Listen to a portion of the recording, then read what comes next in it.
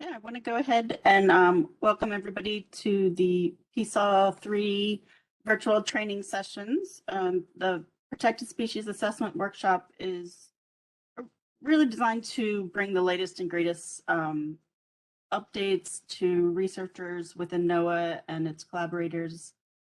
And we have, once again, Eli from the Northwest Fisheries Science Center, who is pretty much an expert on all things R. And today she's going to be talking about R packages, and hopefully we'll also talk a little bit about her R user group that she has and some other things going on.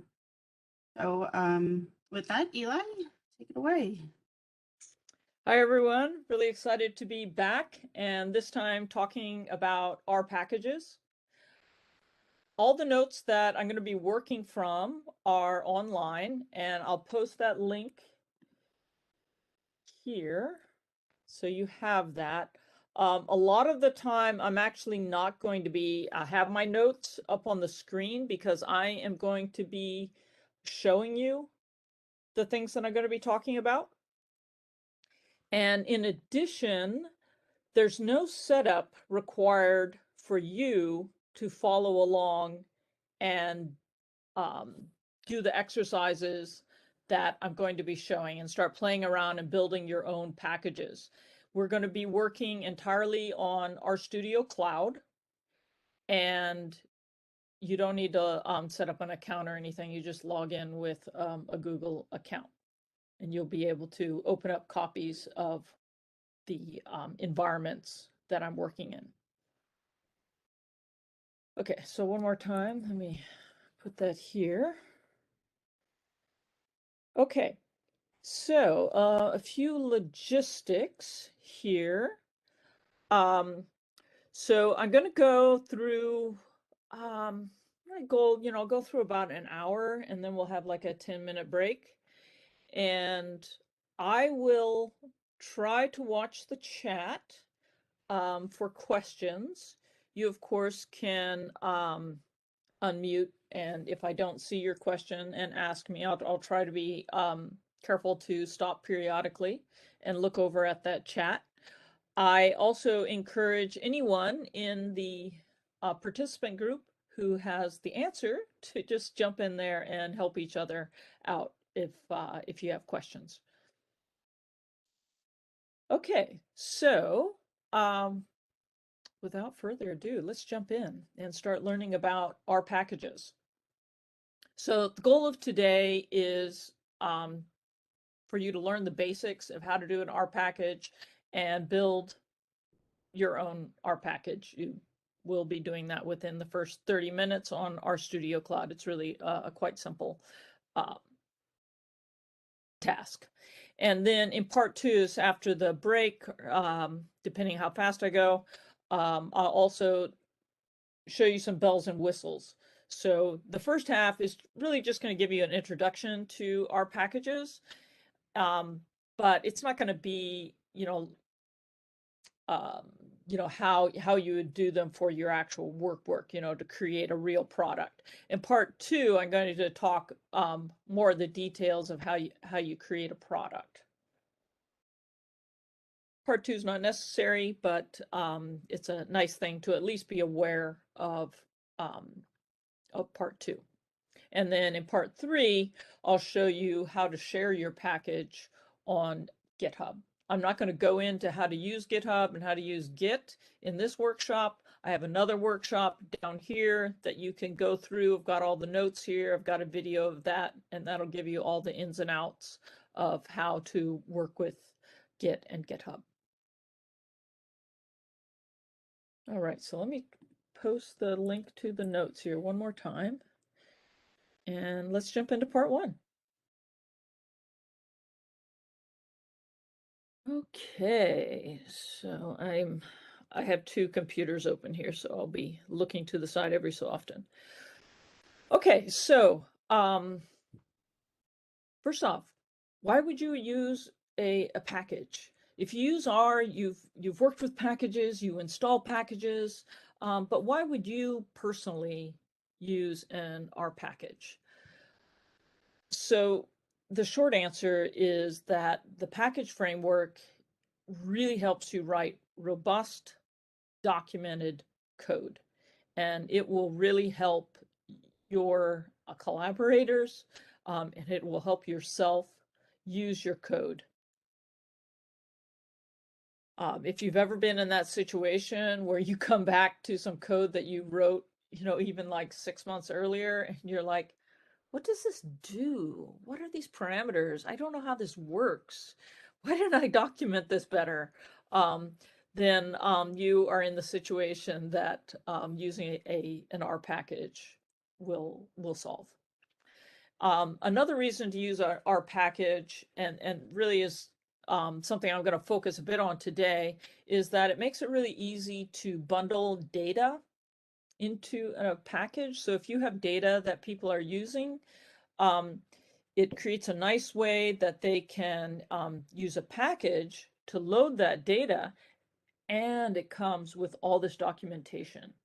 So we've all been in situations where we share some data with people, and you look at the data and you're like, if you didn't create the data, you didn't assemble the data, you're not really quite sure what everything is.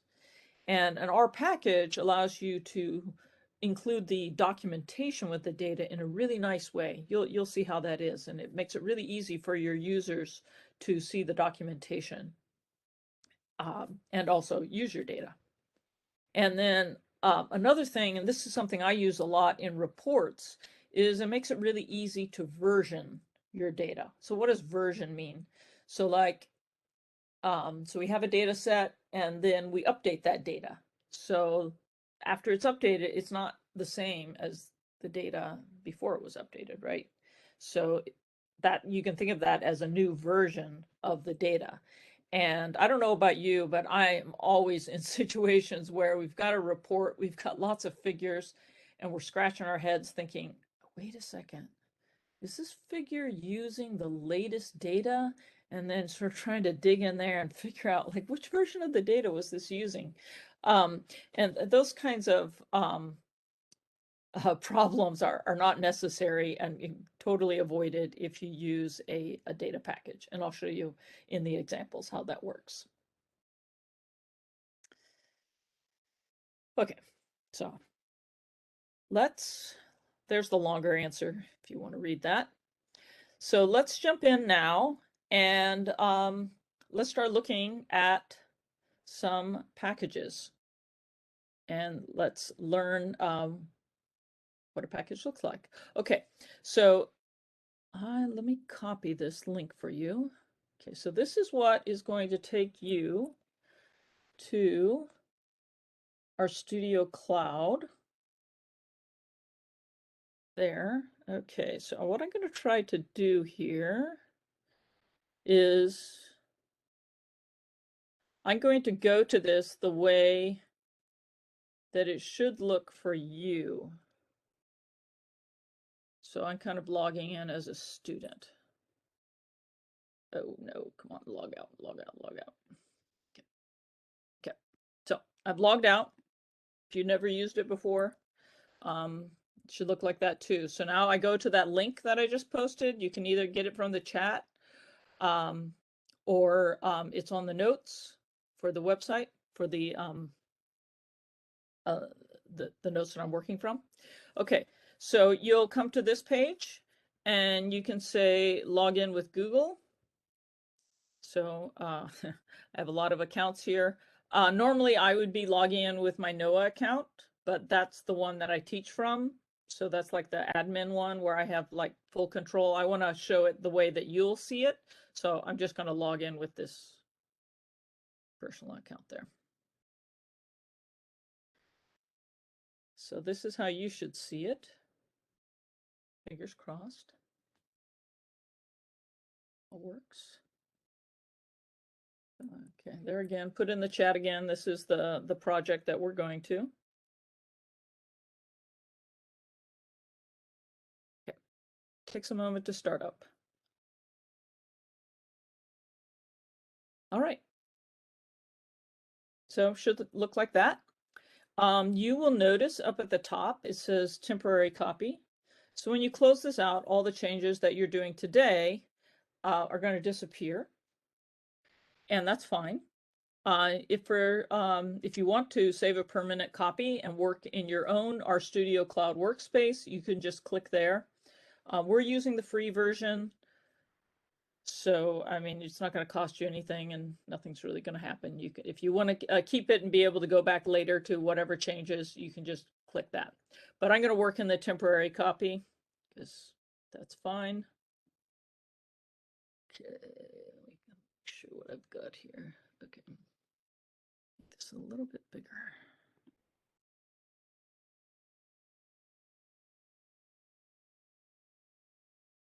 Okay. Sorry about this. I'm trying to. This is the problem with not having my enormous screen from work. Got a little laptop here. Okay, great. All right. So let's look at the 3 key elements of an R package. Now you can see there's a number of things here, but there's really only 3 things that are critical to an R package. Now, if you're thinking at the moment, you're looking at these files and you're thinking, how would I set this up? Too complicated. You don't do that. I'll show you on RStudio how you create this. You just use a template, and it creates the framework for you. So don't worry about remembering like how to create all these files. There's a template that just creates it for you. So the 3 essentials are, first, the description file. Let's take a look at that. Okay. So again, remember, this is coming from a template. You don't have to remember all these things here. When you start it from RStudio, it'll create a template of this file right here for you. So the first thing, you just give it a name, you describe what it is. Go here, give it a nice description. Version, this is important. So remember I said that you can version your code and your data, and you want to use that feature. You don't want to like make a whole lot of changes to your code or your data and never update the version. So you can just update the version each time. How you set that number is really up to you. This is just a common sort of, 1.3, and then I could do 1.4, etc. The author and then maintainer would be your email. No, unfortunately, there's not a way to auto-update the version. Not that I know of. Yeah, that's kind of a problem. You have to remember to do that. Okay, and then you have these kind of mysterious lines here, which are depends, imports. Another one you may see is suggest. So those things, the depends and the imports right here, are telling R what things your package must have in order to work. So if it's a package based on R, obviously it depends on R. And this part right here is what version of R it depends on. Don't know if it really matters too much what is here. Sometimes, when R updates, they do make changes, pretty major changes. So like this one I must have made quite a while ago because I have it depending on 3.4. I would normally now say that it's all dependent on 4.0. Because there have been some major changes after for the 4.0 version.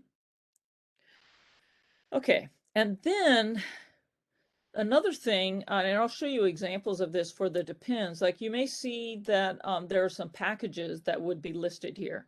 For example, here I have ggplot down here in imports, but you might see that up here, or you might see, something like, packages that use a lot of tidy, they might have tidyverse.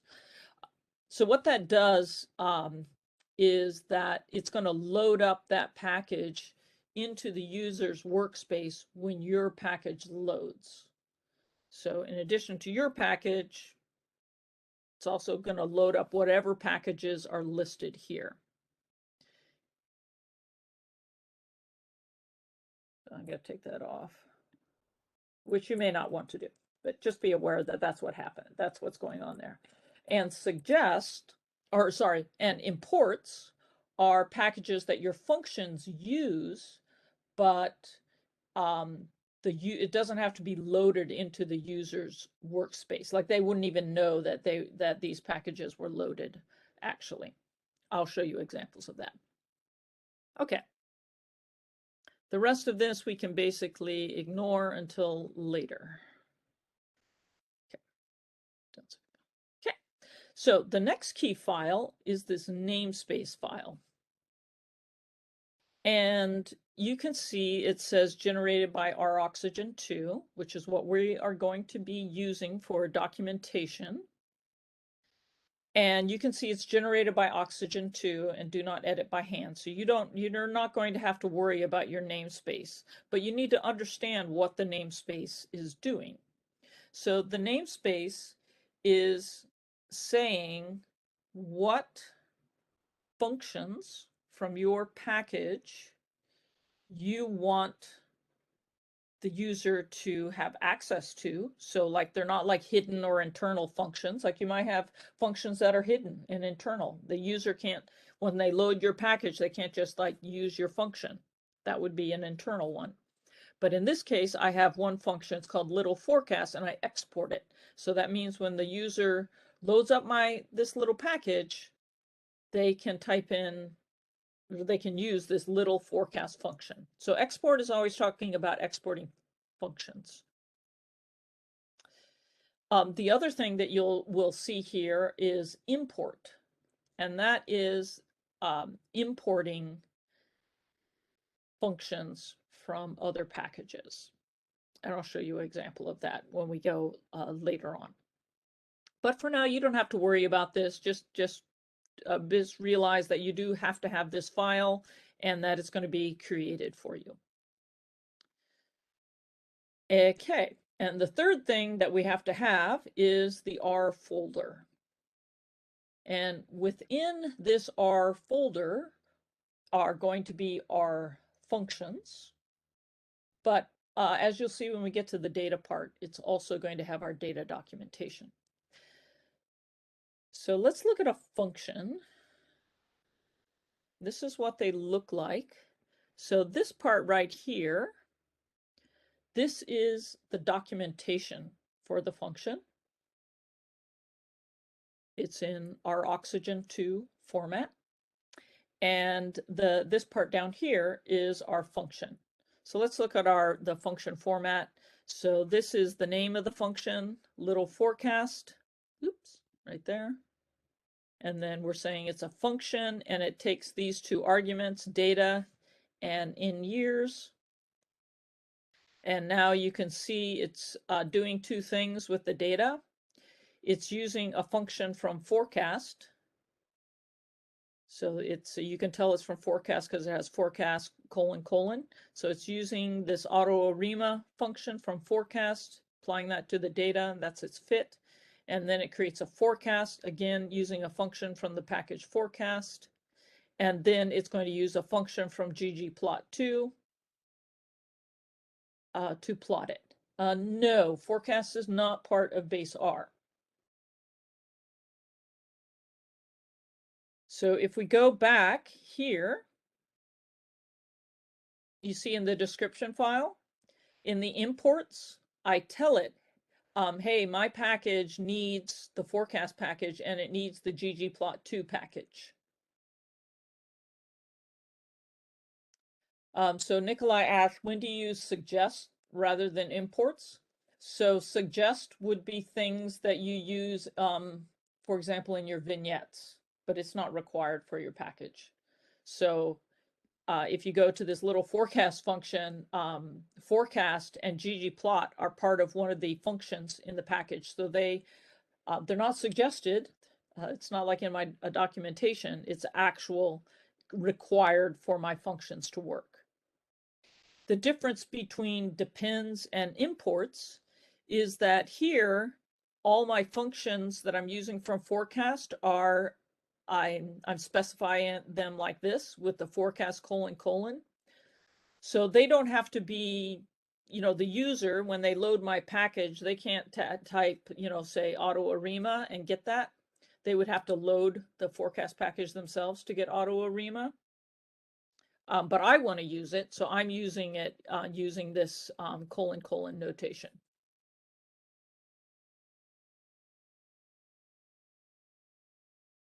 Okay, so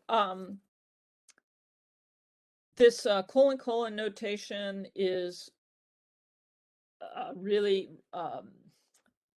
it's widely used by package writers, and I suggest that you also adopt this too, because once you start writing packages and you need to keep track of the packages that you're using,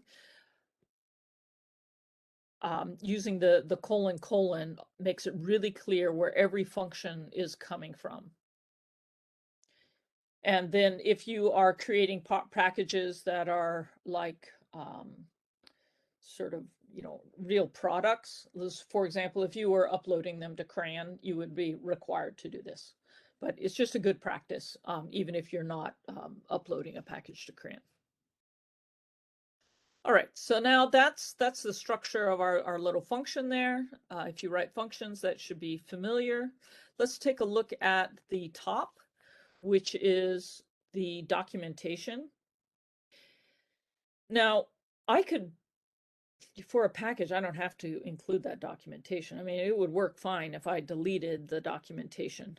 But I really encourage you to get into habit of always adding some basic documentation to your functions. Just get into the habit of that, and it will really help you down the line. So, and you want to use the R Oxygen format that I'm teaching here, because that's the standard. So the structure is pretty simple. The first line is the title. If you want, you can do @title to make it really clear to yourself that's the title. And then you do a space, and then it's a description like that. And then the next lines are @param, which is you give a definition of any arguments you have. So here I have data. No, that's not data. Oh, no, sorry.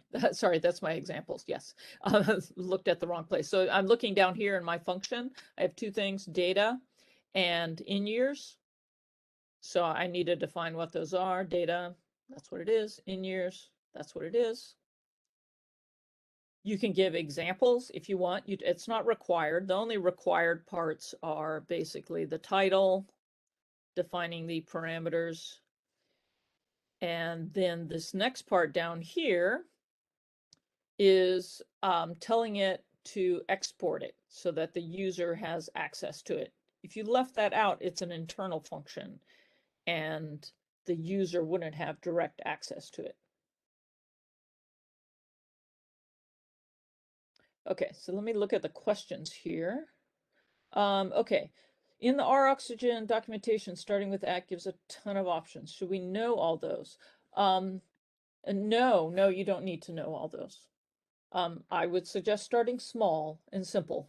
So you sort of learn what you need to learn. My R Oxygen documentation pretty much just, I would say 80% of them just has this. I'm going to show you a few more examples like keywords and aliases. I'll show you those later on. I think those are really the main other ones that I use. But you can get really far just with this simple format right here. And you don't even need return there. Okay. So, if the function uses forecast, why would this not be listed under depends? So I think the easiest way to answer that is to to demonstrate the difference between imports and depends. In both cases, with depends and imports, your package uses the packages listed under those lines, but how it appears to the user is going to be a little different. Okay.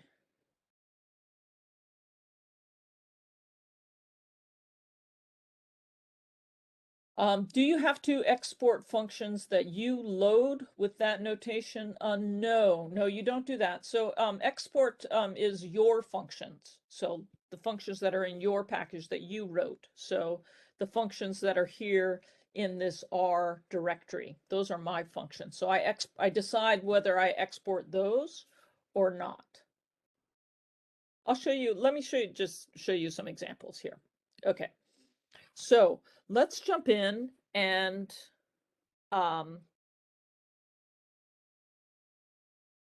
build our package. Okay, so we can start playing around with this and see how this actually works. Okay, so the first thing, before you build a package, just get into the habit of hopping onto the tools, project options, and build tools. And you want to make sure this is all set up correctly. So this is what you should see.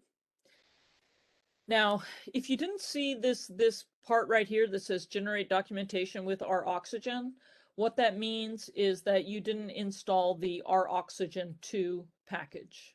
I'll type it in the chat. Okay, that's what it's what you would be looking for. So you would just install that as normally, clicking here, packages.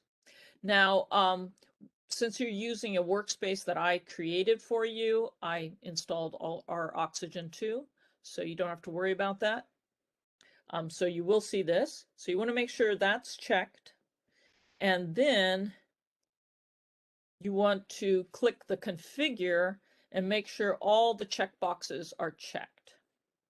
I don't know why they don't make this a default, the install and restart, but you're going to want to do that so that your documentation is rebuilt when you add functions. Okay, so make sure. So I'm just like you. I'm in a student account. So when you click that configure, that bottom box that says install and restart should also be unchecked. So you want to make sure that's checked. And then you would want to make sure it says package here. The reason it would not show package is if you didn't have that description file in there. That's what it's looking for. When it sees that description file in all headers, all capital letters, it knows it's a package. Okay. Oops, wait, why is that here? Wait.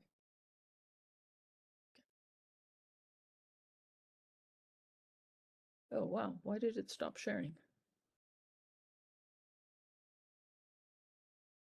Huh, strange. Okay, I'm back. All right. Okay, so we've done the first step. We checked our settings, and now go over to this tab here, this build tab, and you can click install and restart. Okay, so what did it do? You can see it's installing to a library here. It's sourcing test package. It got that name from our description file. It's compiling all that. At the top, you can see what our ROxygen2 was doing. You can see here's the line up here where it's running that. It wrote the namespace, and then it didn't need to update the documentation. So once we change our file, we'll see some more stuff here. And then, yeah, just went through and installed. And now we go down here in the console, and you should see it says library test package. All right, so now we can do, let's do a little forecast. So because I have that documentation, when I do question mark, the help file comes up here. And now, I mean, I hope you can see how incredibly useful this is. Like, instead of having to go digging into your source code to find out what it does, you just do question mark your function, and this thing comes up, and, you know, all the, you know, information that you want to put there that's going to help you understand your function and use it. And I added an example, so I just copied that code. WW usage is it's just a data set that's in base R. So I'm going to use that, and I run that to my little forecast. And there we go. I just typed that. It plotted, did a little forecast, and then fit a ARIMA model to that, and then it did a 100-year forecast. Okay, so let's go look at that description file. There are a lot of questions about you know, how the forecast in ggplot was used, and that I have it in the imports and not the depends. So this here is a ggplot. For those of you who use it, you'll recognize that sort of layout and color scheme as a ggplot. However, if I do ggplot, it's not there. It doesn't know about it. And if I go over into my packages, I have it installed. The package wouldn't have built if I didn't have it installed, because anything that you have in depends and imports it has to be installed because your package depends on that. But notice it's not checked. It's not loaded. So those functions from ggplot2 are not available to me, the user, the person who just loaded up this little package. But they are all available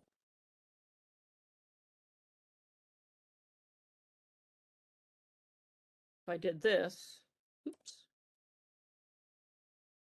Now I can see the function. So it's there, the package is in my workspace, but to get those functions, because I haven't loaded it into my workspace, I have to use the : : So it's hidden. Now let's look at what happens if I take it out of this. So I'm going to edit my description file, and I'm going to put the ggplot2 up here. So I'm going to save that. I'm going to hit install and restart.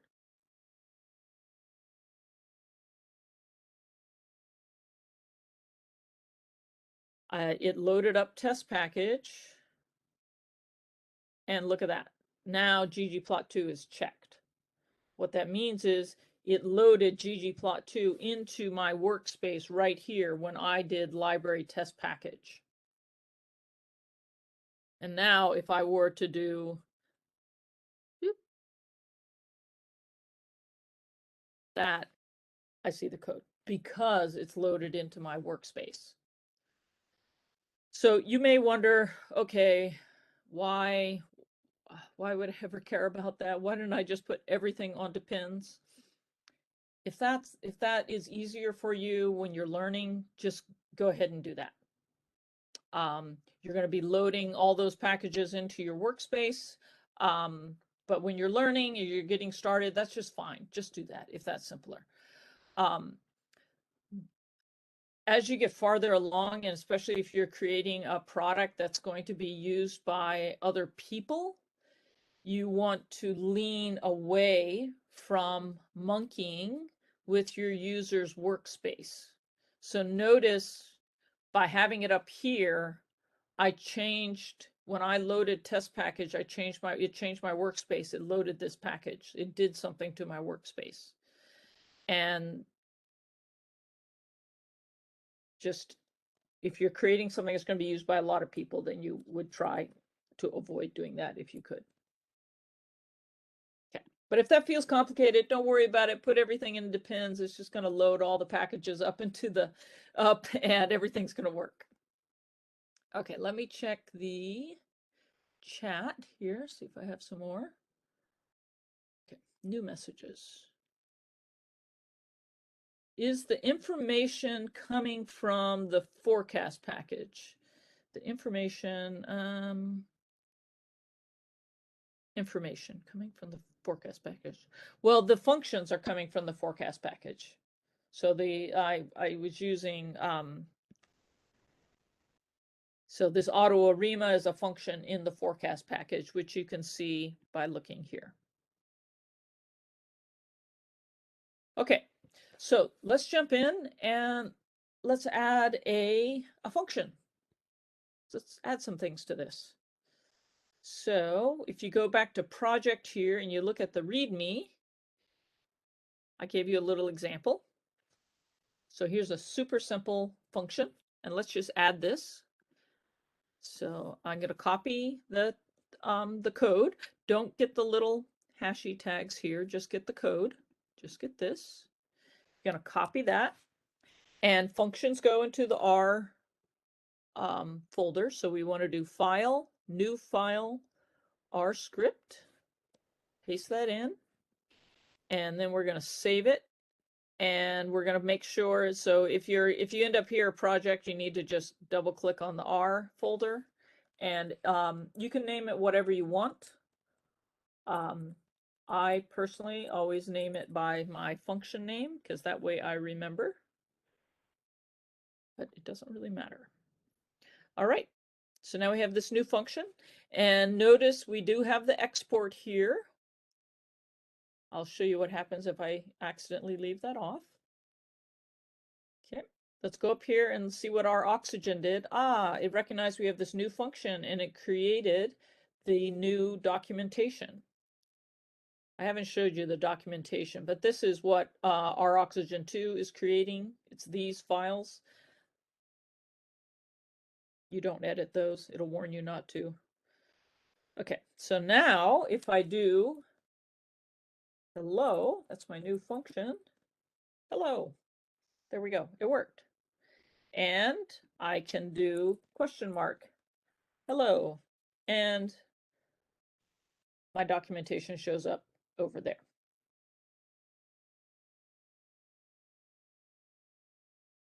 Okay. So, great. So let's see what happens. Oops, sorry. Go back here. Let's see what happens if I forgot to put the export in, just so you see what happens, because this is kind of a pretty common mistake to make.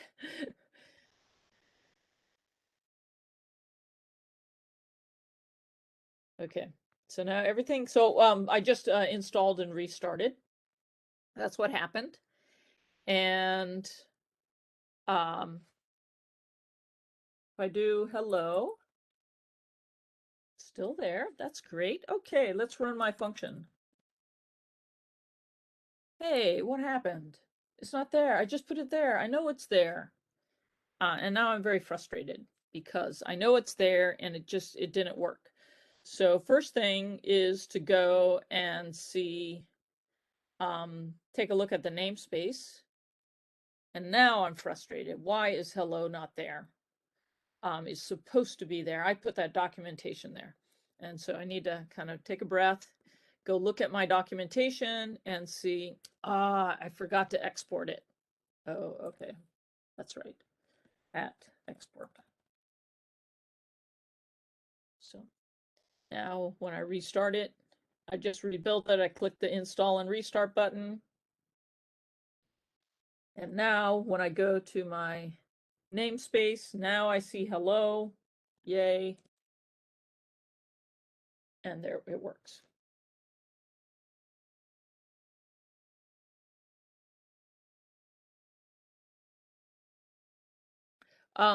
Tracy, so I see your question. So the information is coming from your package, not the forecast package.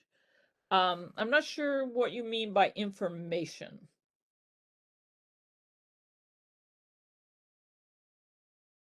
In that, if you could clarify that, I will try to answer. Oh, that. The question mark hello, yes. Oh, yes. Okay, so that question mark forecast is coming from this right here. So let's, here's the little forecast. So if I do little forecast there, you're going to see over here this information. So it has this title here, forecast with a REMA model, description, this fits in a REMA model. It's just coming straight from here. And the arguments are the param. So all of this is just coming from the stuff you have at the top here. Yeah. And if I did, I'm not sure this is going to work. Let's see, auto arena. Yeah. I don't have the forecast package loaded. Maybe if I do this, I don't know if it'll work. Oh, there it is. Okay. So this, you can see, so first off, you look at the top, you can see that this function is in the forecast package, and all this is coming from the forecast package. So if you were to go in and look at the forecast package auto arima function, at the top, it would have code that looks just like this, and that code would have this text that's being used here. So.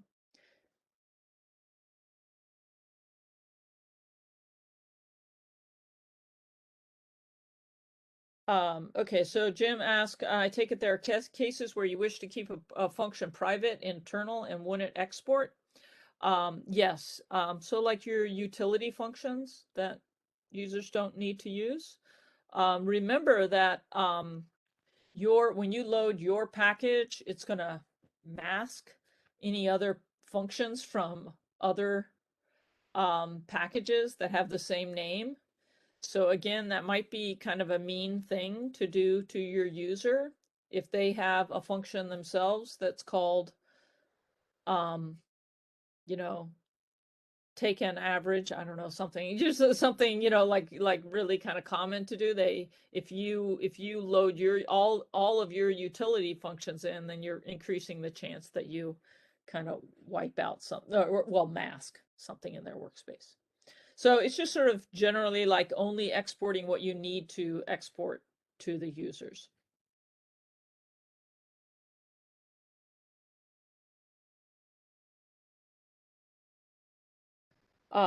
Okay, so him asked, I created a package in from RStudio. Now I get alert that the namespace is not created by ROxygen. Is that something to correct? Yes, that's something to correct. So make sure you go into your tools and then go into project options. You always want to check this, click your configure, and you want to make sure, and then we'll jump into doing some data. Okay, so here's a little more complicated example. We're going to use a new package with our function. So I'm going to copy this code and add my new function just as before. Oh, I did that really fast. Let me do that a little bit slower. I'm going File, New File, R script. I paste in my code. I've got my ROxygen code at the top, really Spartan this time. I've got this little function, and it only has one thing. It just has the column. And what I'm going to do is I'm going to take averages by species from the iris data. And here's the iris data. It's just species and then sepal length, sepal width, petal length, petal width by species. This is a data set in base R. So what is this code doing? First off, it's going to pick one of these. These are the things that I'm going to average. And then the key code is this code down here. And this is using the dplyr package to group by the species and then take the mean of the column that I've specified. So one of these is what I'm going to pass in. So now what you see here is that I'm using a new package. I'm using dplyr. So I've specified here that I'm using dplyr. So I know I need to change my description file. But let's first just save this. I'll call this irisaverages.r. Don't want a space there. Okay, so save that. It's warning me up there that dplyr is required, but it's not installed yet. So so it's warning me that I'm going to have problems when I try to build this package, but let's just try and see what happens.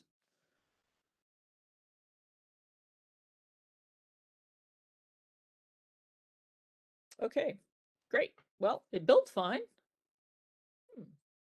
That's interesting.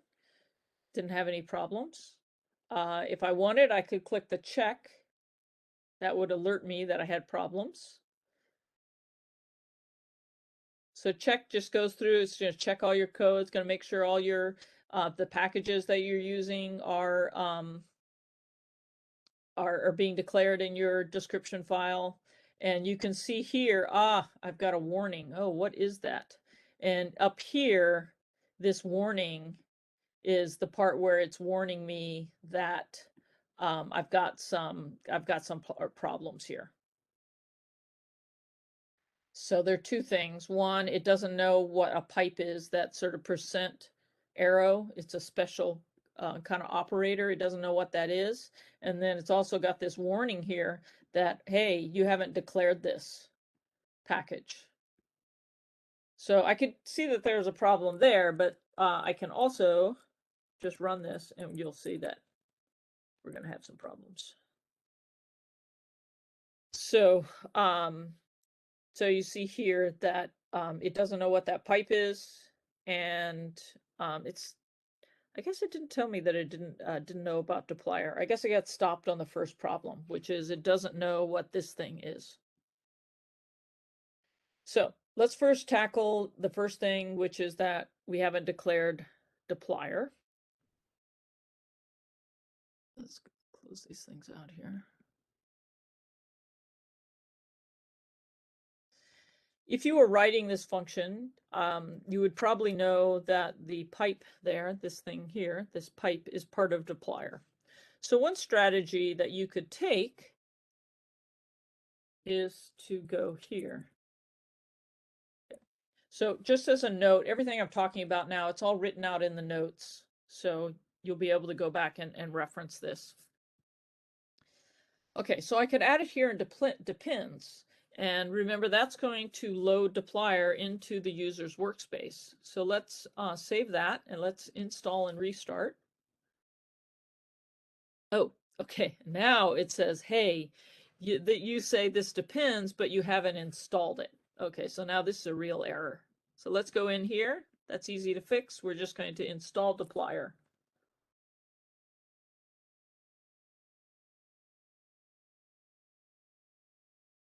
Okay. So we've installed dplyr. Let's try again. All right, now it worked. And now if we go and we do iris averages, it worked. So, and the reason it works is that we have loaded into our workspace all the things that it needs. It needs that pipe and it needs the package dplyr, which is what we've loaded. If we go here, we can see that it's loaded right there.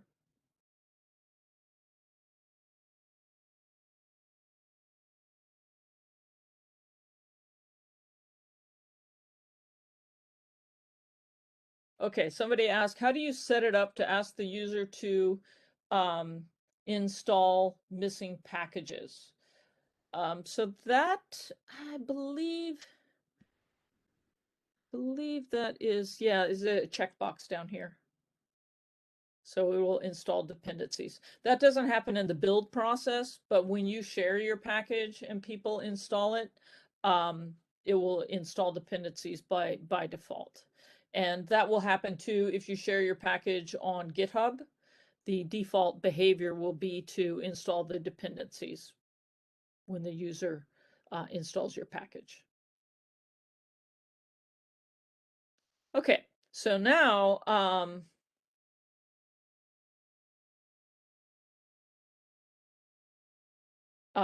yeah, so now we have some questions about, hey, how about putting dplyr on the imports line? And also somebody correctly noted that that pipe thing, oops, where are we here? This is actually from, it's not from dplyr, it's from Magritter, and that is, but dplyr uses that package, so that's why why we're getting the pipe, even though we only put dplyr in the pins. Dplyr has, well, dplyr imports the pipe from this package, so that's why from this other package. That's why it's all working. Okay, so let me show you how I could set things up if I didn't want to load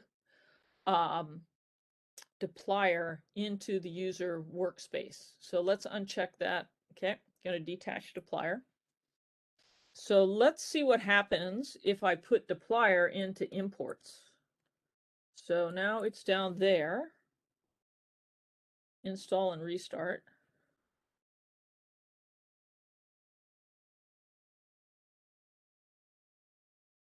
Now, oops. Now when I run my little function,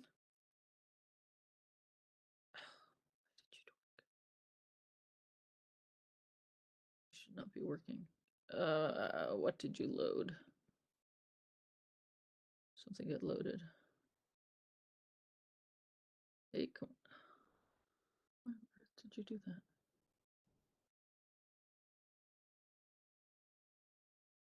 Not be loading it.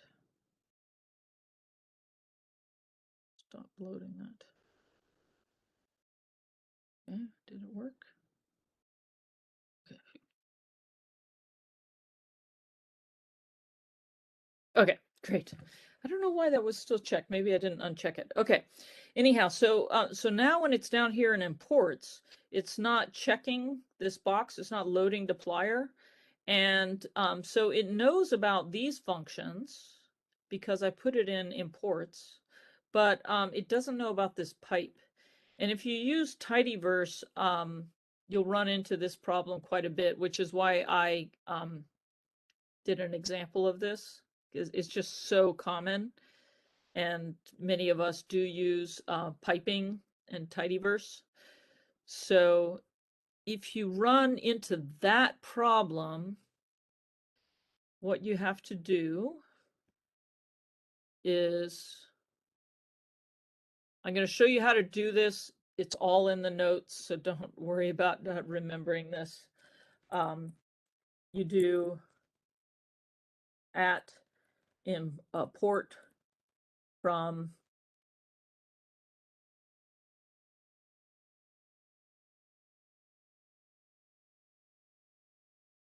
you add that into your R folder. And so it's importing from this package. And so we save this. You can call it anything you want, but people typically call it import packages .r. So these are things that they're needing to import, but there's not a real good way to put, or they don't want to put that into their documentation of a specific script. So, so now this kind of gives you a hint too that our Oxygen will go through all the files, and it'll be picking off any of the information it gets from any of them and helping it build its namespace. So let's do that. And now we'll run this. So now we've got dplyr here. Okay. And now it works. And if we look at our namespace, we're going to see something different. We see this imports from Magritter. I don't actually know how to say that. It's importing the pipe. So that's why it's all working. All right, so Jim's question. Why not just import tidyverse? Absolutely, you could just import tidyverse. Do you know how huge tidyverse is? It's absolutely enormous. So, you know, when you're having, like, it might not matter to you if you have tidyverse installed normally. I mean, I do. So it wouldn't matter to me. But like if you're sharing a package, you've now just required that the user install like 53 packages that they, you know, might not have had on their computer. And I mean, that's not really a big deal, but it just makes everything load up so much slower because it's got to install all those things. So.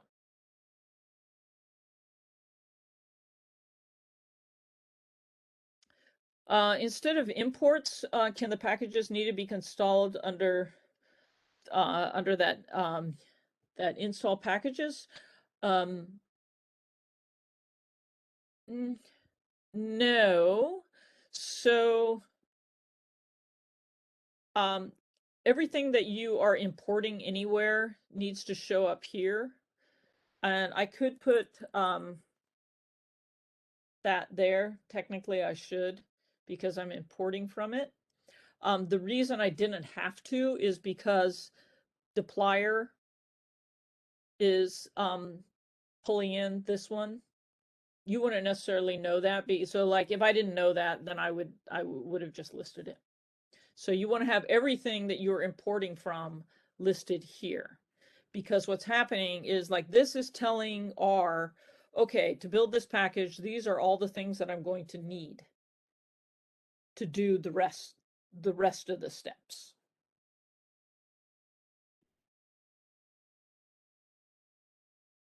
Okay. Jesse asked, is it best practice to create packages with as much base R as possible?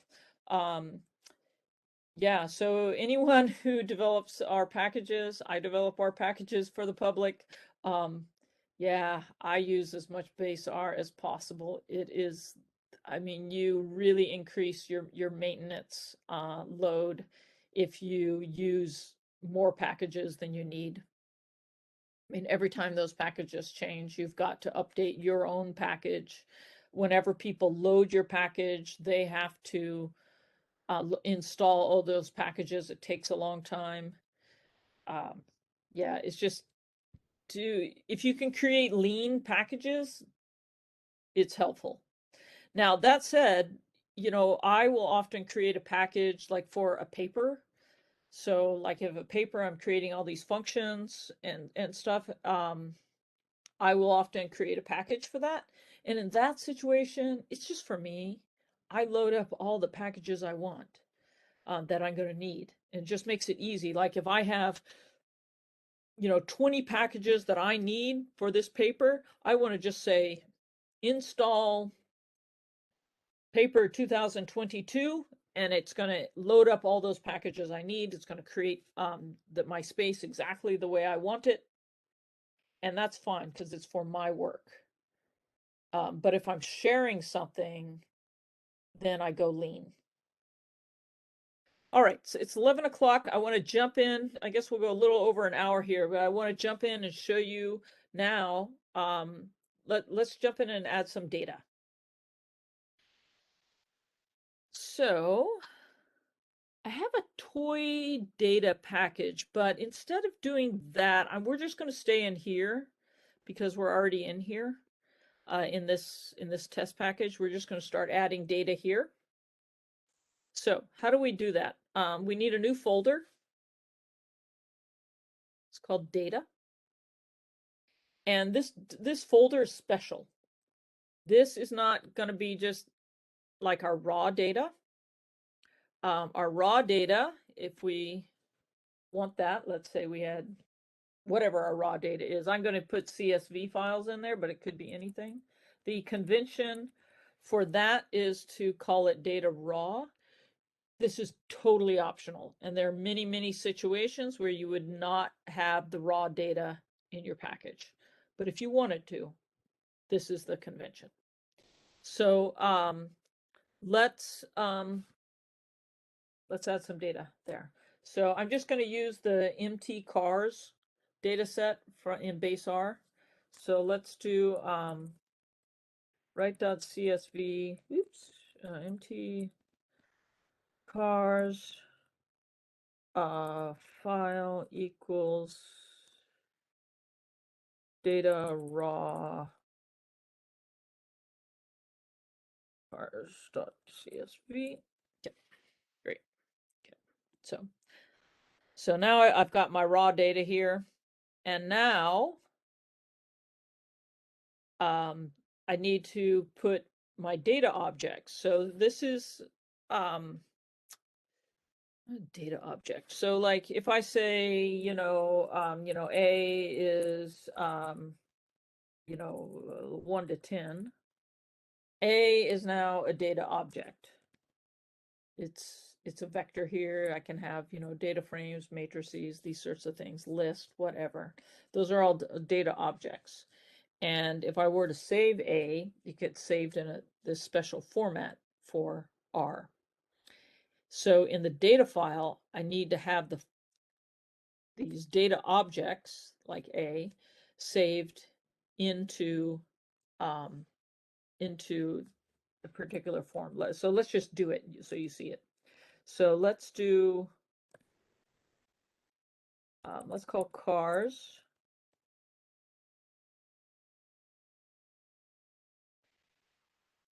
Okay, so let's pretend that so I started with this CSV file. So that's my raw data. Let's just ignore that I have made this CSV file from a base R data object. Forget that. This is just a CSV file. Maybe it's some, fisheries assessment data. And it happens to be in tabular form. And I'm now going to read that in and create a data frame. So I'm going to read in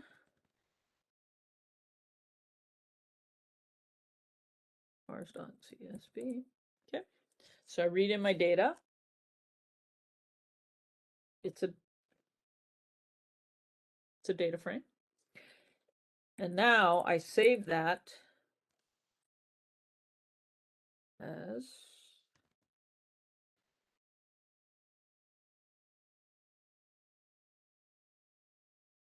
so now, oops, sorry. Side that in the data.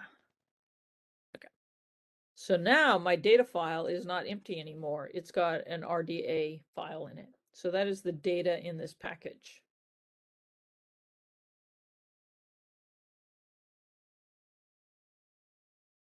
So now I'm going to remove cars so that it's not there anymore. And now when I install and restart,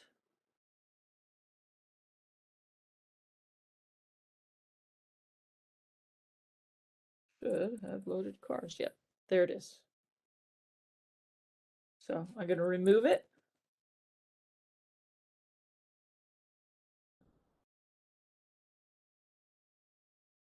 Well, I removed it. You saw the line here. I'd removed it before. I'd removed it so it wasn't there. And then when I loaded up the test package, it loaded it from test package. How does .rda differ from .rdata? They're exactly the same. Use whichever one you want. I use RDA because it's a little shorter. So in your data folder there, you just put all the R data objects that's for your data. And then we have here this lazy data equals true. What that means is it's going to just automatically load all this data into the workspace when you do library test package. So that data, whatever data you have in your package, is automatically accessible to the user.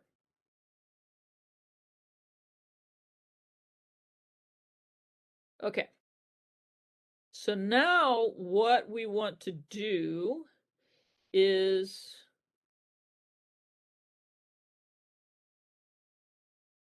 we're going to hop over, where am I? Right here. let's hop over to here. I think I'm going to go to 11:15 here so we can see how to document data, and then we'll take a little break. Okay, so now we've got our data in there, and we want to document that data.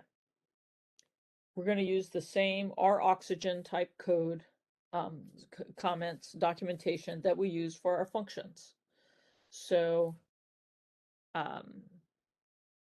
so here's an example.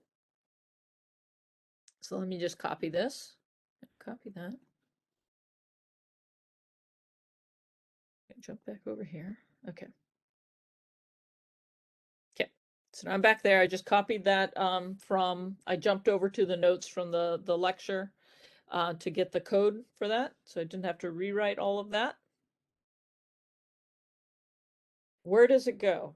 So all your R-Oxygen code is going to go in the R folder. It always goes there.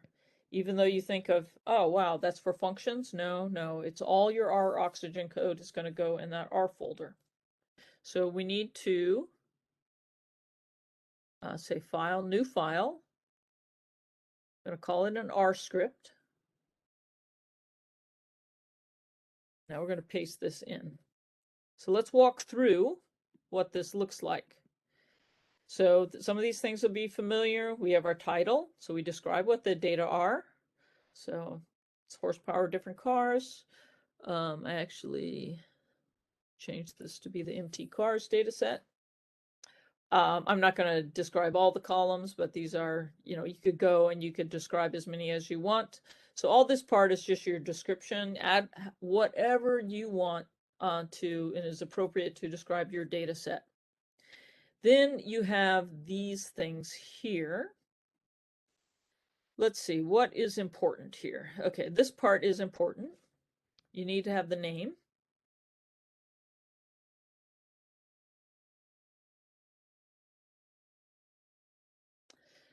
Okay, so the name here. So the name is the name that's what's going to show up when you do question mark. And so the convention here would be, whatever you call the data. I'm going to show you a few other examples, but in this case, I called it cars. So I'm going to have the name. So when you do question mark cars, this information is going to show up. And then the usage, that's, you don't have to have that. The critical thing is you've got to tell it the name.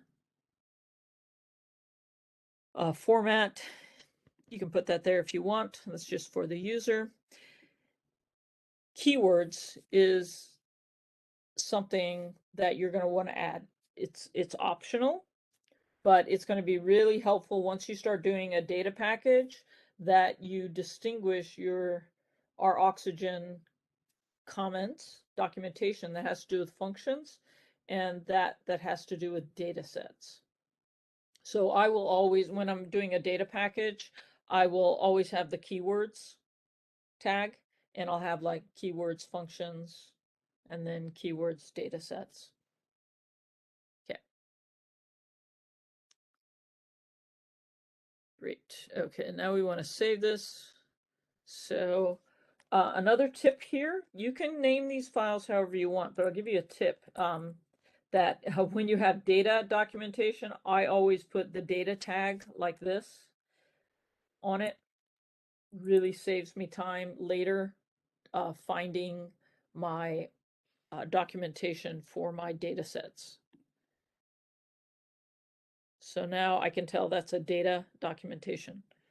So now let's install and restart this, see how this works.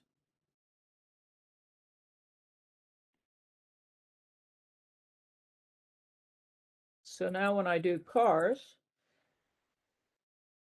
how unfortunate. Okay, this cars data set shows up in different places. That's okay. I'll just click the one that's for my package. There it is.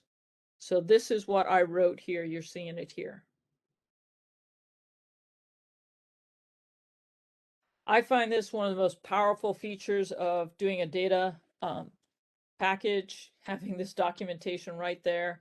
It is a little bit of a hassle, like always documenting your data, but down the line, it saves you so much time. You know, you never wonder, oh, what's the reference for that data? So you can put all your references in there, you know, exactly where it came from. It's really super helpful.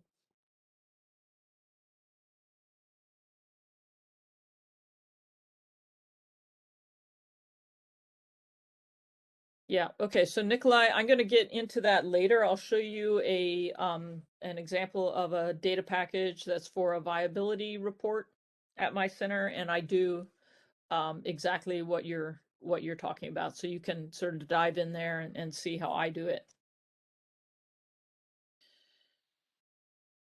Okay. Let's see here. I think that's mostly it. Actually, you know, for data, it's pretty simple. You just create that folder and start putting your data in there and then write your documentation. Okay. Yes, data and data raw folders do need to be created manually, so that when you create a template package from RStudio, I don't think it creates those folders. So you just create them yourself.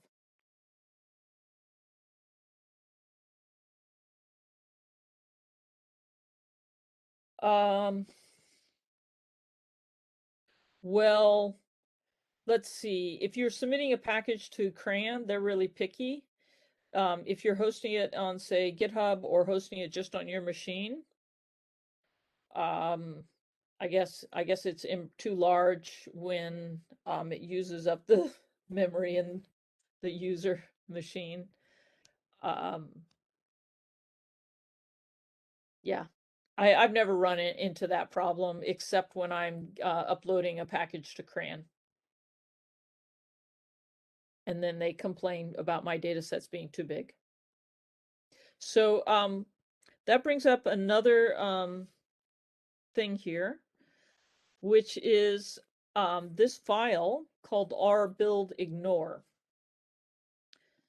So you might want, for documentation purposes, to have your raw data in your package, but you don't necessarily want the user to be installing that raw data when they install your package. You know, they just need the sort of like, they don't need the raw data, let's put it that way. They need the data objects so they can use them in R. So there's this file called .rbuildignore, and that will be created automatically for you if you create a package from the RStudio. And it tells it what to ignore when it's building the package. And you can add whatever you want here. So for example, if you didn't want the data raw in the package, you just put data raw there.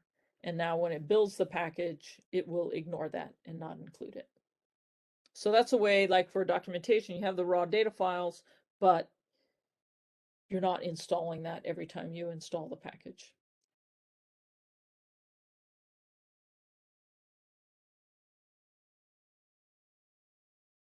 Okay, when you have many data frames, say for many CSVs, should each end up in its own .rda file? Yes. So I'm in that situation myself. I have hundreds of data frames, and they are all exactly the same.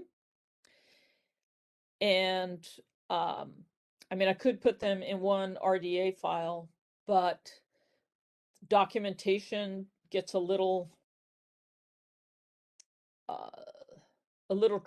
trickier, I find, or a little messier, I find. So I personally find it's easier if I have one data file and then I have a documentation file. Now I'll show you a alternate sort of a mutation on this. So where? Yeah. So file names. Okay. So let's think of a situation where you had a whole bunch of data frames and they're all basically exactly the same. So, it's a bunch of rockfish data sets and you just want to save them in one file. And when you load the rockfish data set, when you load this R data file, you want it to load up all your rockfish data frames. So you can do that. That might be appropriate in certain situations. So in that case, when you load the data, you don't say data like, so here, let's look at this cars example. I have cars1, cars2, and the file is data, cars data. That's what I save the file as. When you load the data, it's going to be with this file name here. It's not going to be cars1 or cars2. So this is where I'm just saying like, okay, yeah, you can do it. Just be aware that it starts to get just a teeny bit confusing. So you got to remember when you load the data, you load it with the file name. And then in terms of the documentation, that is really up to you because you can use whatever name you want. So one way you could have a separate file for cars1 and another one for cars2, or you could do it like this and have one for cars data, and then these things that are aliases would mean that when you say question mark cars1, this documentation shows up. So that's how you do it if you want one set of documentation to come up for different names that the user puts in the help.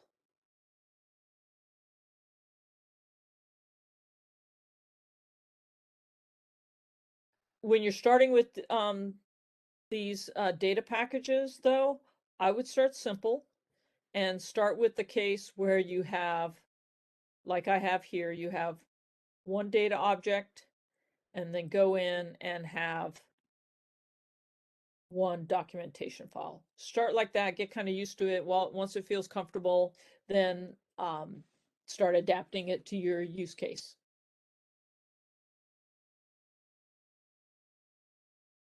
Okay, so it's 11:18. We're going to take a 10-minute break, and then I am going to jump in to show you some more realistic examples, bigger examples. If you want to play around during that time with another data package, I made another toy one here, which is copy link address. Let me go here. Where is here? I'll put this in the chat. There's another one. It's still really small. It's another really simple one.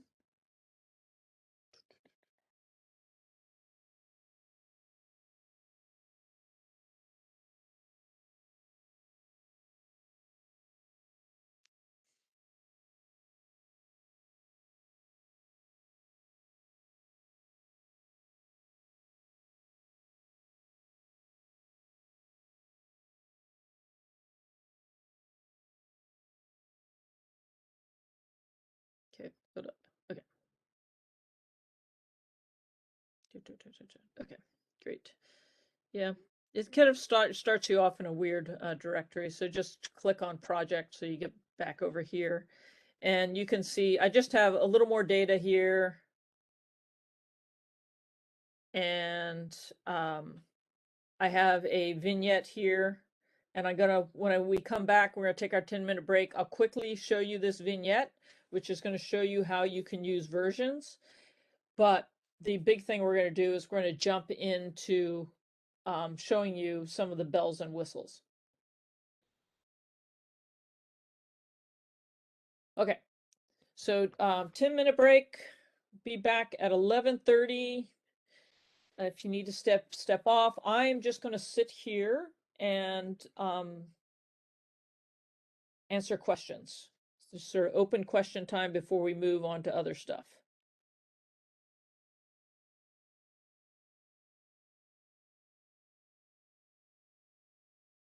So fire away. Any questions that you have?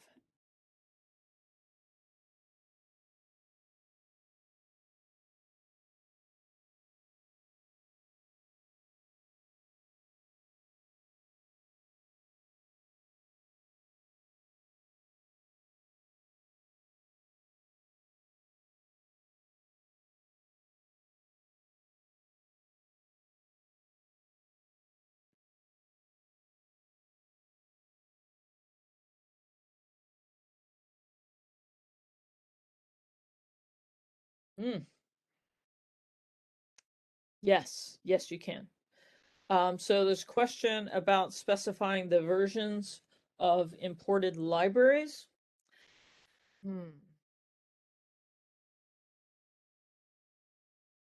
Okay. Okay, that's actually yes and no. Yes. Okay. Not exactly. What I think you're saying is, can you specify a specific version? And that I don't believe you can do. You can specify, well, you could, but almost certainly you would cause the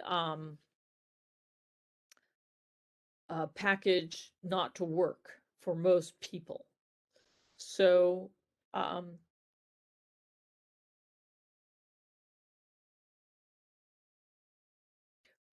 okay, so you see this part in the description file here, right here. So this part, that is telling it that you have to have R version that's at least 3.4.1, and you can use the same format for your forecast on your ggplot, whatever you want. So you could use, I don't know what the current, oh, wait, I'd have to go here, see what version of, say, forecast I have here. So forecast looks like, I have 18.16. I could say, it needs to be greater than or equal to 8.0, something like that.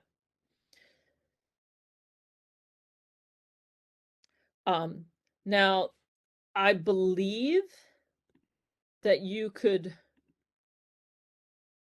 do that, something like equal, or maybe equal. You probably can specify it has to be a specific version. The problem with that is R doesn't really have a way to install specific version. It's not that it's not possible, they just haven't set it up like that. If you come from the Python world, that will seem really strange, because in Python world, at least the Python that I've done, we use these environment files where we specify very specifically what version of each package that we want to use. But that's not, hasn't been traditionally really a thing in R. Now, it is changing. People are using these R environment files so that you can specify an exact version, and now there are these archives. So the machinery to be able to specify a specific environment is happening, but from what I've seen, it's not widespread yet. Oh, okay. So yes. So Eva was asking about how do you get all these files built for your package? And I put it, if you go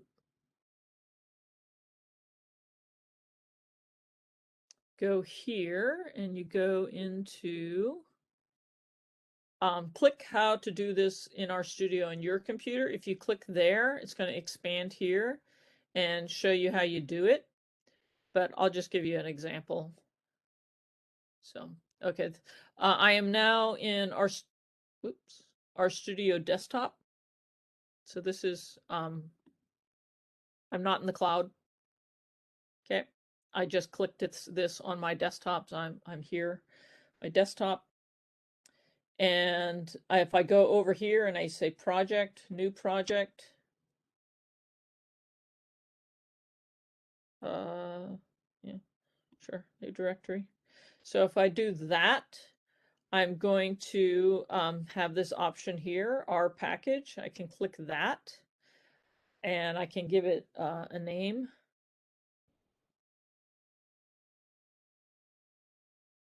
I could add some, if I had some function files, I could add them there. Yeah, okay, this R in E and V that it's talking about, that is the thing that is now used to set up the exact packages that you want with your project. So let's say open that new session. So where do I want to do this? Let's just do this. Oops, browse. Just create this in documents, let's say. Okay, open. Now if I create this. So you can see that it just created this template for me.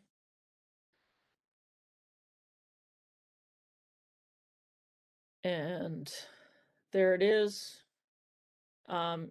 It creates this namespace. As you may recall, somebody was saying, hey, it's complaining that our Oxygen didn't create this.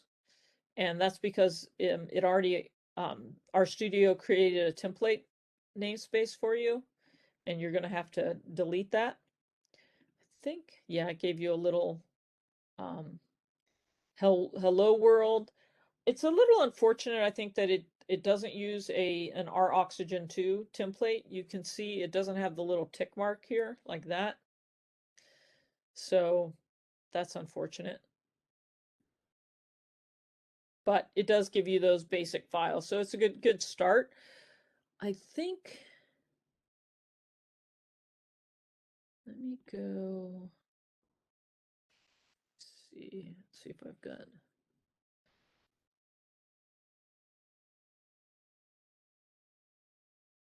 Let me see what use. Another option is this thing called use this. Create, let's see, package. Okay, create package. Let's see what happens if I do that. Create package path. I don't know.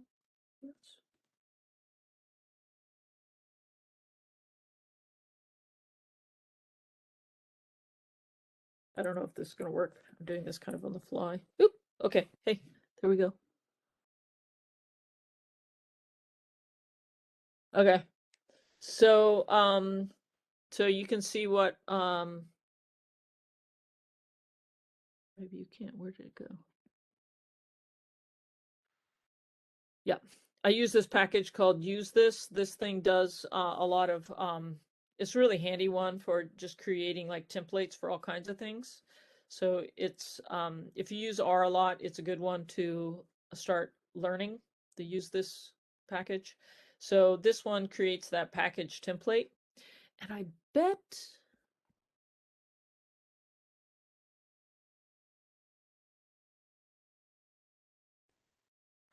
there's an option to say use R Oxygen. Why didn't you use R? It says R Oxygen true. Okay, well, let's go check it out. Okay, so.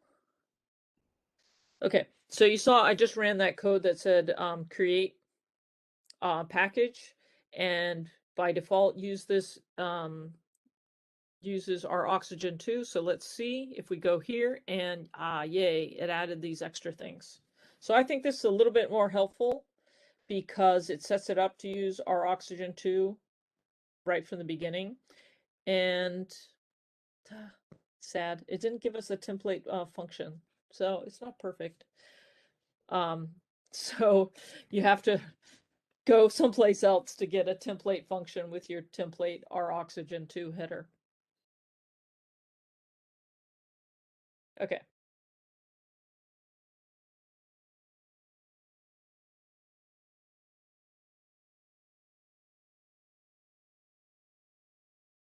Yeah, Morgan, I'm going to show you some examples from my work in the next half hour. But I guess there are two big ways that why I'm including access to data. So, well, actually maybe three reasons. So in one case, I want to include demo data. So somebody, my package does a certain type of analysis. I want them to immediately be able to try things out. So I don't want them to have to figure out what the data needs to look like. I just want to give them some demo data so they can run through all my examples. I want to write vignettes, so little short form examples, and I'm going to need data with that. So I'm going to have demo data. So that's one example. Another example is when I'm teaching, I would always want to include a data for the students to use right away. And then in my work setting, I'm creating packages that are specifically for data. So this is the way that data are distributed, and then the way that data are used within our reports. And I'm going to show you why that's useful in just a second.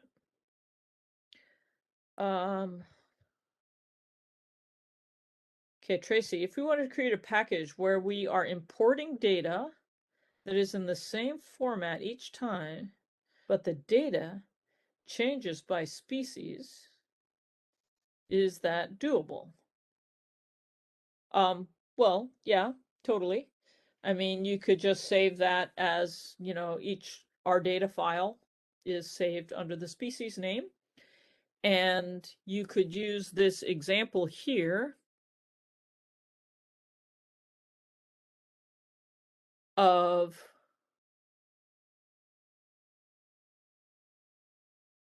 so here you're writing a one documentation file, and it describes everything. And then the name that you give it, it's whatever you want. This is just what's going to show up when the people do question mark name. So in this case, question mark data, this file is going to show up. And then you can have the aliases for all the species. So if you do, you know, question mark that species, this also shows up. So it's not that you have to keep duplicating your documentation file if it's basically exactly the same. So you could have this, and you could have different in your description, you could have like a different paragraph for each species, say. Okay, so now let's jump in and see some more examples, and then I want to show you kind of some more realistic examples, or some more bells and whistles that you can use with data packages. Well, with packages in general, actually. So let's first jump over here. Okay, let me jump here to go.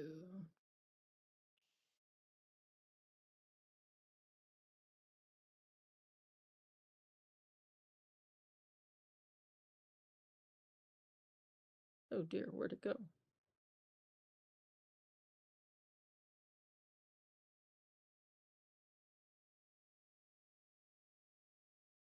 Oh, okay. Okay, I just want to open this up so that when I jump over there, I've already got it loaded, because these things take a little while. Okay, good. You do that. Okay, so I'm over here back in this toy data package. Put it back in the chat so you know, in case you haven't opened this one up.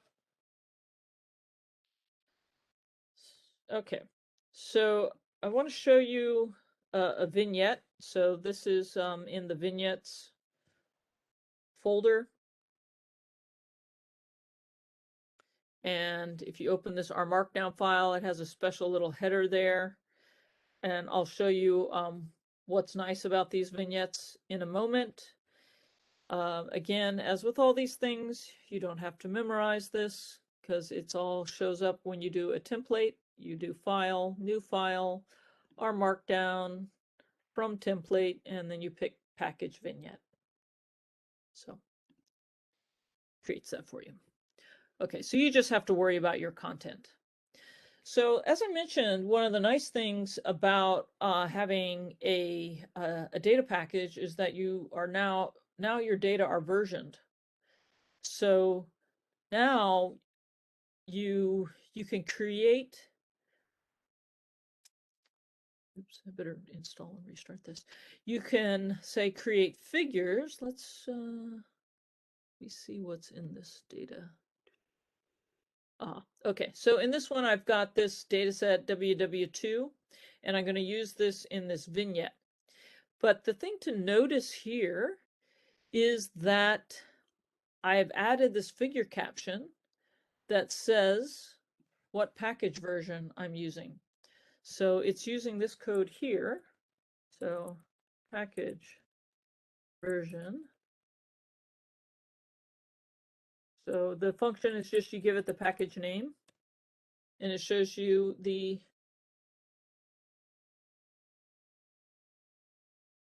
annotate shared content. I don't know what that is. Sorry, Caitlin. So you can just run that code and it gives you the version that you're using. And so now when you knit something, so just to imagine this is say a report, okay, instead of a little toy vignette here. So in my report, I can have, when I run that R markdown for the report, it automatically gets the data version, and I can have in my figure captions the data version. So there's never any question about what version of data was used in that figure. And as I said at the beginning, this is a big problem for me in the reports that I write. We have so many figures, so many tables, and even when we are, we're doing everything in R Markdown, it's very automated. It's so easy to get the figures out of sync with the data, and it's almost impossible to figure out to catch that error. And by doing this, by having the data version there, and that comes up automatically, it's very clear what data are being used in our report. And secondly, like if you are working with somebody and then, they're like, hey, I'm using this to make some figures, you can ask them, oh, hey, wait, what version of the data are you working with? And they tell you, and you're like, oh, no, we just did an update. No, you need to go and reinstall it. Get the new version. Okay. So let's jump in, and I want to show you some bells and whistles, and I want to show you something called package down. And let's see here. Yeah. Oh, interesting. Okay. So let's do, I need to go, where do I have the code here? Okay. Okay. Package down. So first I just want to demonstrate this. If you are using RStudio on your own computer, just run this code here. Just that package down : build site. If you don't have package down installed, you'll need to install that. If you are on RStudio Cloud, you've already got it installed. So if you're doing this on RStudio Cloud, copy this code here. It's here. So let me go here. If you're here, go to part 2, make package down website, and then it's this code right here. I'll put it in the chat also.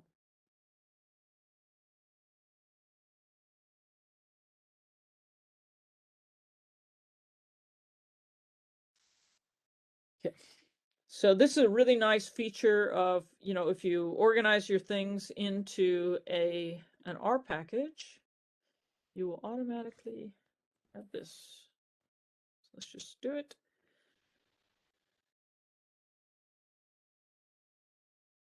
That's okay. Okay. Okay. This one looks really boring. I'm going to show you a real live example. It's going to look a lot nicer, but basically you've got this landing page and it automatically takes all your documentation and makes this nice, really easy way to navigate it. So I can navigate all my documentation, I can read about my data, and you saw how fast that was. Like if you have had to create documentation for things, for code, for data, you know how much work that is. And in this case, it just creates it for you from the documentation that you already wrote as you were going along. And I didn't have to do anything special. I just ran that one line of code and it created this for me. My vignettes show up over here. So now I can see them here. Look at that. That's nice. Got that nice footer there. It's all there. So package down is like the standard way to share package documentation. You're going to see it all over the place. And we use it heavily. I use it heavily myself. And the Fisheries Integrated Toolbox has a really nice template for you to use. And it creates a branded, NIMS branded package down site. So that is what I want to show next here. Okay, I'm going to, let me show you where I'm headed here. Okay. So if you click here, this is the template. You can go there, copy all those files. If you don't know how to clone repositories off GitHub to use for your own stuff, then you can go to my workshop from January 12th and learn how to do that. I am going to be working from this RStudio Cloud, so you can follow along with me right there.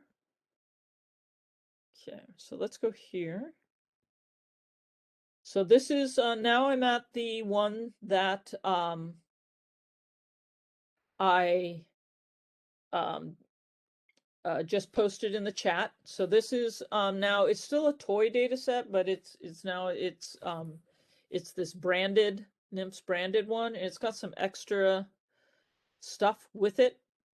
So it's got this folder right here, package down, and if within that it has some CSS. This is developed by the Fisheries Integrated Toolbox. It's going to pull in the right colors and everything. It's got this file here, this package down YAML, which gives a particular structure. You could edit this however you want. This is the structure that they came up with. And I'll show it to you. It works pretty nice.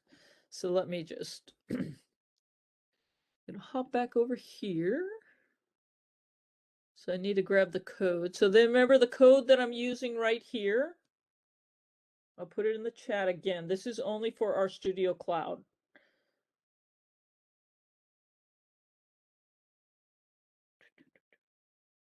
Okay.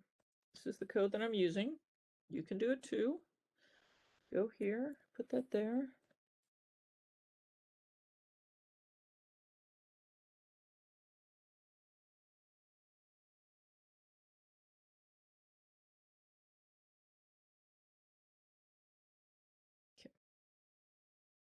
Okay, so this is the branded version. Okay, two things to note. So this is now like, looks kind of different. The format's different because it's got this extra CSS and these extra files. But remember, I just showed you running the package down without any of this. So you don't have to have this extra stuff. This is to get a NIMS branded look. It's got the right colors. It's got this, footer here. It's got the license here. It's got this, the code created by the US government, all the stuff that we need in a real work product. You don't want to have to be inventing that on your own. Go ahead and go onto the resources that the NOAA Fisheries Integrated Toolbox has put together and use those resources. And you can see here, in this case, this is a little more fleshed out example where, say, you've got some background files, say. I'm going to click on this. It's there's not much here. Why is that not there? I guess I didn't put it there. Did it go? Oh no.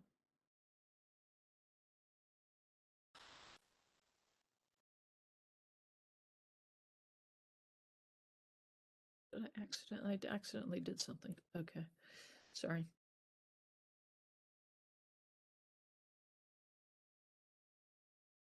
I accidentally closed it, so recreate it. Okay, great. Okay, so it has things like you can have like PDFs that are in your package. So imagine like reports and stuff. You can have these, the vignettes. We've already seen those. That's going to be pulled in automatically from whatever in your vignette folder. The references is going to pull in from the R folder and all those R oxygen documentation. And in this case, you can see that things that are data are split out from things that are functions. And if you go on to poke around on these R package down websites for different packages, you'll see this often where they kind of organize their reference data into groups like this. And the way they're doing that is using those keywords that I was talking about. So here I have keywords datasets, and I look at sample function. I have keywords functions. And then if you go into the package down folder, you will see that when you do your reference thing, it's using these keywords. So that is why I said I'm always using those keywords, because I know down the line it's going to really help me when I later need to create my an online documentation, package down site.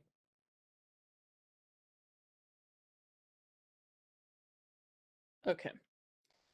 So that is just a whirlwind introduction to the package down. This more fleshed out branded version, when you first see it, you can feel like, information overload. But remember, when I ran this toy data, I didn't do anything extra. I did nothing extra. All I did was run package down build site, and it built my basic site. So all that kind of, fancy stuff with the branded stuff, when you start out, you don't need to use that. All you do is just run a package down build site, and it's going to create this basic page for you, perfectly functional when you're beginning. Okay, so I wanted to show a live or kind of a more real world example. And I think somebody else. So Eva said, I don't understand how to tell package down to use that. So first off, as I said, start not with the branded version. When you're ready to wade into the branded version, then you basically copy all the files over from the link. I put it up here of the, where is it?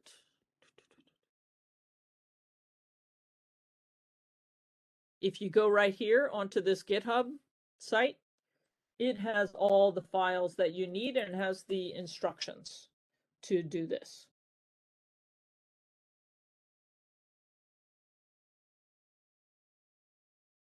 And yes, the files have to be in the structure that you see if you go here. If you click on this GitHub repo, you will see the structure of how it's set up for package down. But as I said, you don't have to have those extra things. You can just run that package down code, and it'll create a basic, it'll create this sorry, not that one.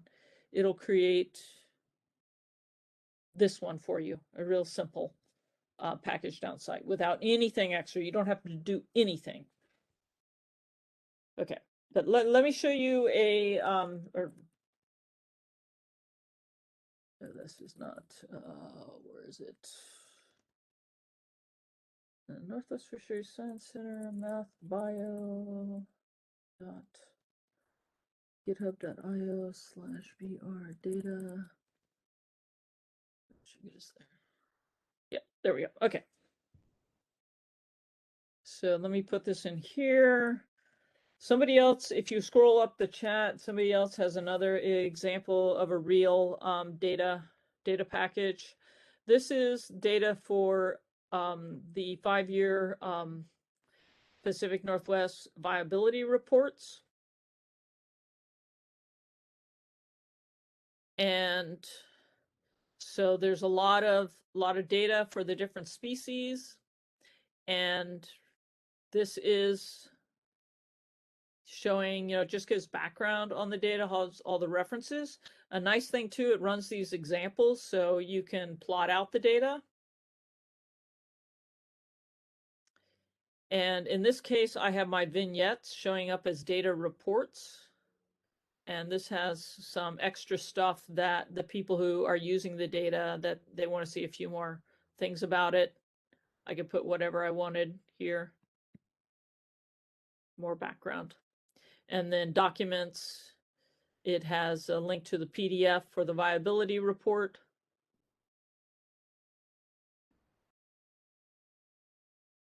And then it has information of how the data has changed and about the versions.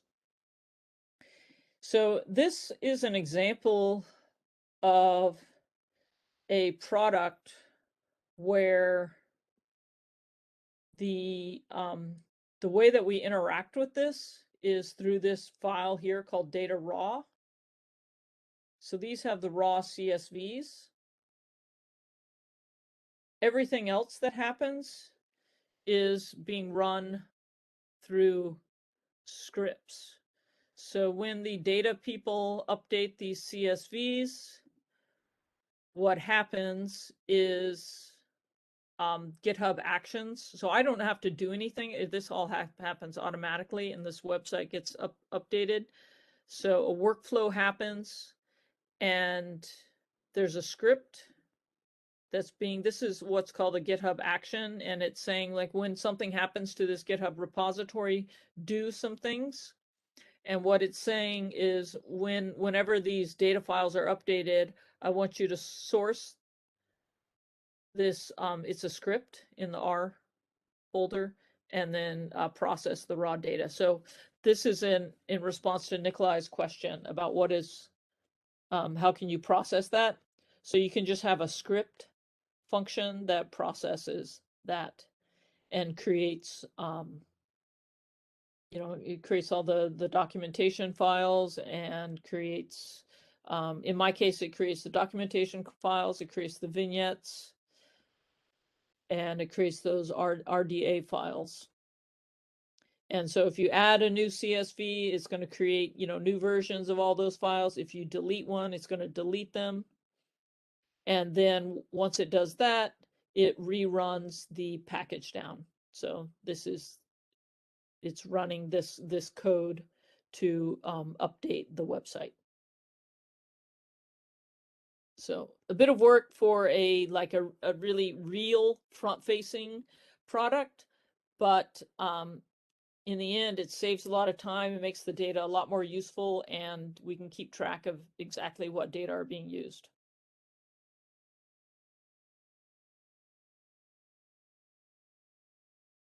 Oh, great question. If we create a GitHub repository for our package, how do we see the package down site from GitHub? Okay. Yeah, so the default when you create a package down site, so if I were on RStudio on my computer and I ran package down build site, it would create this folder right here, docs. If you click on that, oops, you can see it's got all the pieces of the website. It's got the CSS there. This is package down is doing all this for me. I don't putz with any of this. And then it has the various HTML things. It creates this. It's creating this whole folder. So all I need to do is tell GitHub to use this. And I'll show you how you do that. So, okay. I am on a different browser. I need to go to it from a browser where I'm logged in. Okay. Okay. So, okay, good. I'm logged in. So now I have settings. If I go settings, and then I scroll to the bottom, you see GitHub pages. I click there. What you're going to do is you're going to click the branch. I only have one. And then here is the thing. You want to select the docs folder. And you see you only have two options. It's either going to be root or docs. So you just click docs, click save. Wait about 5 minutes and your site will be there, and it'll give you the URL where your site is going to appear. That's it. Then it's live. Go here and you'll have something that looks like this, but for your package.